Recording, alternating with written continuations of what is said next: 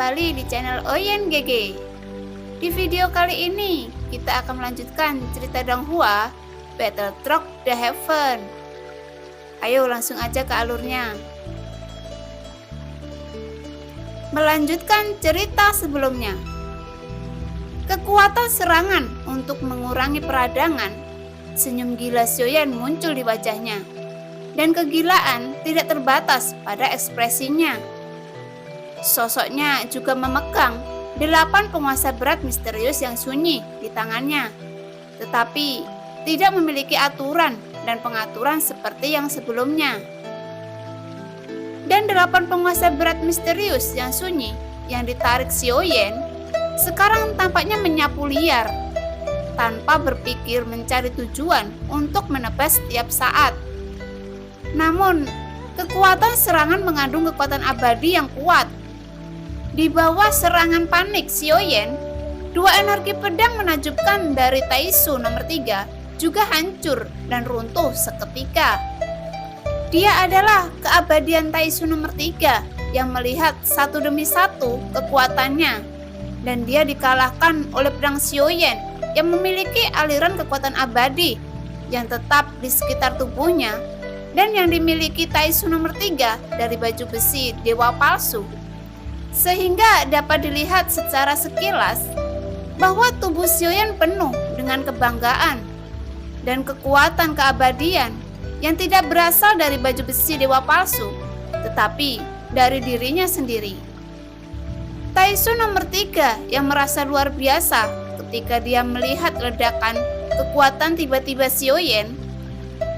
Walau bagaimanapun, sepertinya dia tidak menyembunyikan kekuatannya seperti sebelumnya. Namun, dari penampilan dan pengamatan Taisu nomor 3 sampai sekarang, semua yang ditujukan adalah bahwa dia memiliki tubuh fisik yang sangat kuat. Tetapi, sekarang kekuatan yang mengerikan seperti itu meletus dari tubuh Xiaoyan saat ini. Saya tidak berharap begitu pada saat ini. Sambil memikirkan Taisu nomor 3 yang dikalahkan Xiaoyan, yang memegang 8 penguasa berat misterius yang sunyi, mencibir dengan sikap dingin. Dan di bawah kakinya hanya ada nyala api Xiaoyan. Dengan kekuatan abadi yang melekat di tubuh Xiaoyan, begitu pikirannya bergerak, dia langsung menyapu seperti pelangi, dan dia menembak dengan 8 penguasa berat misterius yang sunyi. Melihat itu, Taisu nomor 3 tidak berani mengabaikannya karena dia juga merasakan tekanan dari serangan Xiaoyan. Sekarang dia mengerti mengapa Xiaoyan selalu dalam keadaan tenang saat menghadapinya dan sama sekali tidak takut dengan sikapnya. Namun bukan karena dia kuat, tetapi dia memiliki kekuatan dan kepercayaan diri untuk melawannya. Kamu begitu tenang saat menghadapiku dan dapat bertahan sampai sekarang. Kamu benar-benar mempermalukanku. Namun, saya telah menghitung bahwa Anda akan memiliki kartu truf terhadap saya. Namun, saya terlalu salah dan Anda tidak memenuhi syarat untuk menjadi bajingan. Warna dingin dan tegas Taisu nomor 3 keluar dari kehampaan, dan di belakang seberkas cahaya bersiul ke arahnya. Kemudian, cahaya datang dari formasi pedang pemusnah kekosongan, mengembun perlahan menyingkat waktu di depan nomor Taisu nomor 3, dan berubah menjadi pedang panjang 4 kaki dan lebar 3 jari. Itu menunjukkan bahwa energi pedang emas di tangannya menyebar, langsung diselimuti cahaya keemasan, berubah menjadi gelombang cahaya pedang raksasa di depannya. Saya tidak peduli seperti apa Anda, dan bahkan saya tidak peduli berapa banyak kekuatan Anda. Saya akan membunuh Anda hari ini. Menghadapi siulan Xiaoyan, Taisu nomor 3 dia menembak dengan pedang panjang emas di tangannya. Dan kekuatan tak tertandingi dari keduanya menyapu dengan panik dan bertabrakan dengan keras. Duar! Dengan kekuatan keabadian yang meletus seperti kilat di saat yang sama, dan suara gemuruh terus bergema di antara keduanya. Namun di saat keduanya bertabrakan, Sosok keduanya terpental, terpisah di bawah kekuatan kekerasan. Tetapi pada saat berikutnya, sosok mereka menyapu lagi seperti meteorit yang jatuh dari langit. Ada distorsi dalam kejutan kehampaan yang sepertinya menyiratkan keruntuhan ruang di sekitarnya. Setelah kedua belah pihak bertabrakan puluhan kali berturut-turut, tindakan Taisu nomor 3 menjadi sangat tajam dan kata-katanya yang dia keluarkan jauh lebih sedikit saat ini. Serangan gila Xiaoyan memaksanya untuk menanggapinya dengan serius, dan pedang yang terbuat dari vibranium dan menggabungkannya dengan banyak bahan langka yang biasanya dapat menghancurkan senjata dalam beberapa serangan. Dengan penuh percaya diri, sosok Taisu nomor 3 melihat 8 penguasa berat misterius yang sunyi di tangan Xiaoyan. Di matanya itu hanya sebongkah besi yang tidak mampu menahan serangan pedang penghancur kekosongannya. Namun, saat Taisu nomor 3 menggunakan pedang penghancur kekosongan, dia menggunakan kekuatan terkuatnya. Dan yang dia ingin lakukan hanyalah menghancurkan senjata Xiaoyan saat ini. Dengan pedang ini, saya dapat memotong besi seperti lumpur dan aku akan menghancurkan sebongkah besi busuk yang Anda pakai. Sosok Taisu nomor 3 berteriak dengan marah dan pedang di tangannya bersiul. Dan kekuatan abadi mengalir ke dalam pedangnya menguraikan garis emas.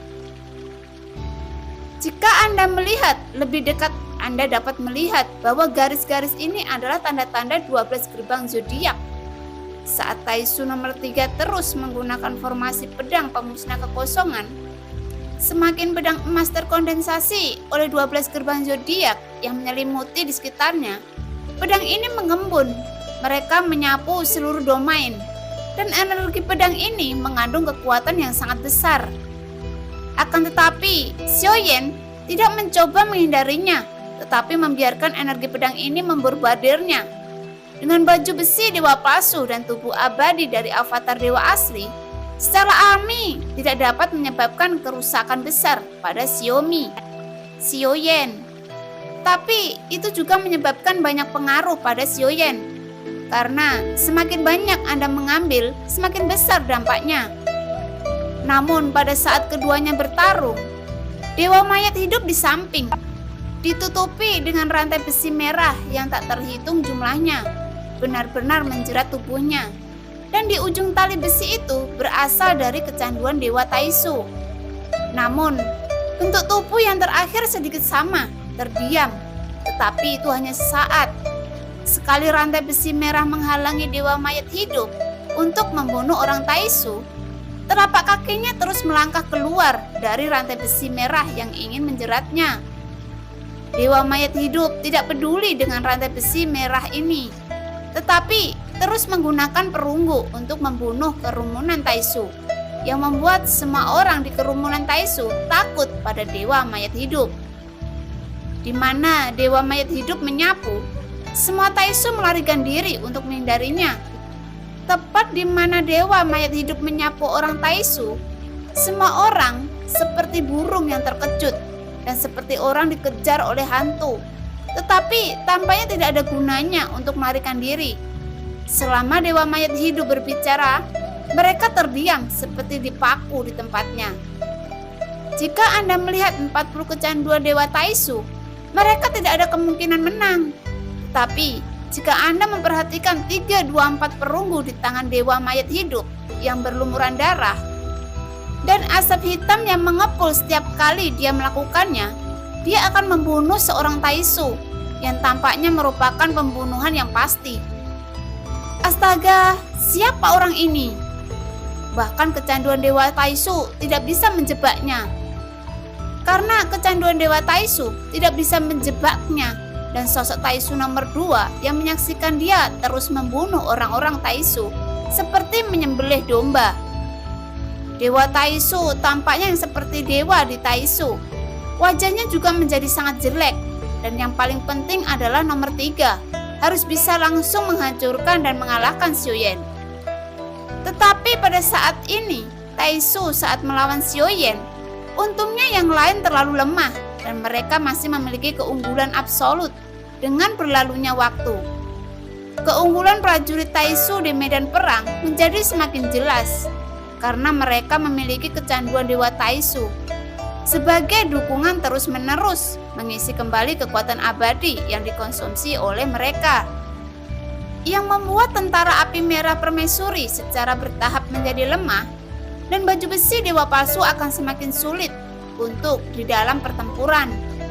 Karena pertempuran yang berlarut-larut jelas sangat menguntungkan bagi Taisu. Untungnya sejak awal pertempuran masih ada yang sosok yang datang untuk bergabung dalam pertempuran. Pasukan api merah permaisuri juga tanpa sadar dan jumlahnya meningkat. Saya pikir pertempuran ini seharusnya tidak memperkirakan konsumsi sumber daya dan membunuh makanan Anda. Saya pikir pertempuran ini akan merugikan diri sendiri. Tanpa tulang punggung, sekelompok orang ini tidak lain adalah generasi yang bermartabat permaisuri. Ada kepercayaan mereka pada permaisuri dan mereka dapat dikalahkan dengan membunuh kepercayaan mereka.